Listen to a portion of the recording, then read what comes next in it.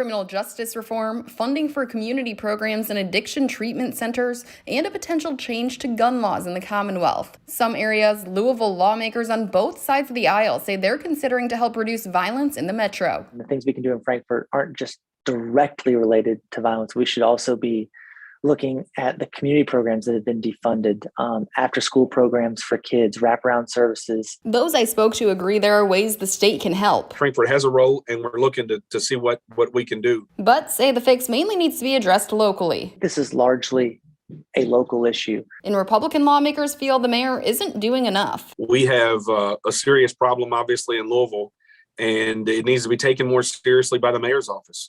The mayor put out a list of legislative priorities earlier this year. It includes public safety reforms he thinks the state should pass, including a request to tighten up gun laws. Mayor Greg Fisher wants the legislature to pass a law requiring gun owners to report if their firearm was lost or stolen, require gun owners to safely store their weapons and make them liable for damages caused by their firearms if they aren't properly stored. He also wants the General Assembly to pass a law allowing guns seized by the police to be destroyed and not put back into circulation. Senator Julie Rocky Adams, who's the Republican caucus chair, says she's meeting with Fisher next week to discuss his priorities, but feels the meeting should have been set earlier. I thought for sure that we would have heard more from Mayor Fisher as to what we need in Louisville to help with this growing crime problem. Metro Council President David James, who often criticizes the mayor's administration, says Louisville's crime problem didn't happen overnight, and it won't be fixed overnight either. We all have to work together to get to where we need to be to make our community safer. James says it'll take all levels of government and community involvement to reduce crime in the city. We as a city,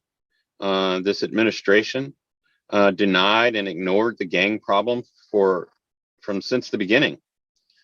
And you cannot fix something that you don't acknowledge exists. WHAS 11 reached out to the mayor's office for comment. At this time, we're still waiting to hear back from them. In Louisville, Rachel Droz, WHAS 11 on your side.